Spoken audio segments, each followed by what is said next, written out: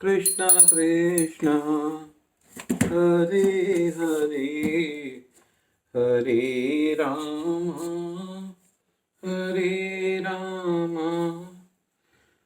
ब्रह्म विद्या का पर्याप्त ज्ञान न होने के कारण हम माया से आवृत हैं। इसलिए हम अपने को कृष्ण से पृथक सोचते हैं। यद्यपि हम कृष्ण के भिन्न अंश हैं, किंतु तो भी हम उनसे भिन्न नहीं हैं। जीवों का शारीरिक अंतर माया है अथवा वास्तविक सती नहीं है। हम सभी कृष्ण को प्रसन्न करने में के निमित्त हैं। केवल माया के कारण ही अर्जुन ने सोचा कि उसके स्वजनों से उसका क्षणिक शारीरिक संबंध कृष्ण के शाश्वत आध्यात्मिक संबंधों से अधिक महत्वपूर्ण है। गीता का संपूर्ण उपदेश इसी ओर लक्षित है कि कृष्ण का नित्य दास होने के कारण जीव उनके पृथक नहीं हो सकता। कृष्ण से अपना को विलग मानना ही माया कहलाती है। परब्रह्म के भिन्न अंश के रूप में जीवों को एक विशिष्ट उद्देश्य पूरा करना होता है। उस उद्देश्य को भूलने के कारण ही वे अनादिकाल से मानव, पशु, देवता आदि देहों में स्थित हैं। ऐसे शारीरिक अंतर भगवान के दिव्य सेवा में विस्मरण से जनित हैं, किंतु जब कोई कृष्ण भावामृत के माध्यम से दिव्य सेवा में लग जाता है तो वह इस माया से तुरंत मुक्त हो जाता है। ऐसा ज्ञान केवल प्रामाणिक गुरु से ही प्राप्त हो सकता है और इस तरह वह इस भ्रम को दूर कर सकता है कि जीव कृष्ण के तुल्य है।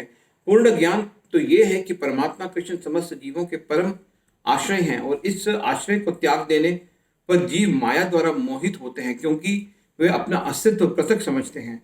इस तरह विभिन्न भौतिक पहचानों के मानदंड के अंतर्गत वे कृष्ण को भूल जाते हैं, किंतु जब ऐसे मोहग्रस्त जीव कृष्ण भावामृत में स्थित होते हैं तो ये समझा जा सकता है कि वे मुक्ति के पथ पर हैं, जिसकी पुष्टि भागवत में 2:10-6 की गई है।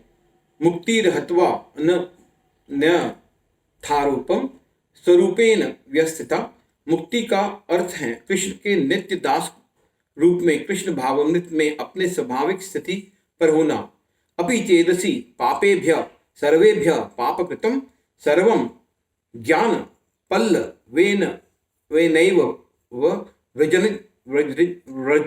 व्रजिनं संत ऋषियस्यसि।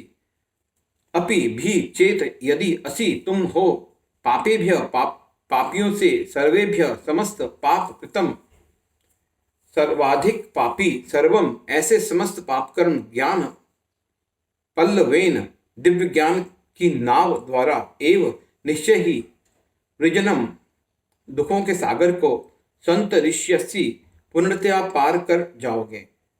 यदि तुम्हें समस्त पापियों में भी सर्वाधिक पापी समझा जाए तो भी तुम दिव्य ज्ञान रूपी नाव में स्थित होकर दुख सागर को पार करने में समर्थ होगे। तात्पर्य श्री कृष्ण के संबंध में अपनी स्वाभाविक स्थिति का यही सही ज्ञान है।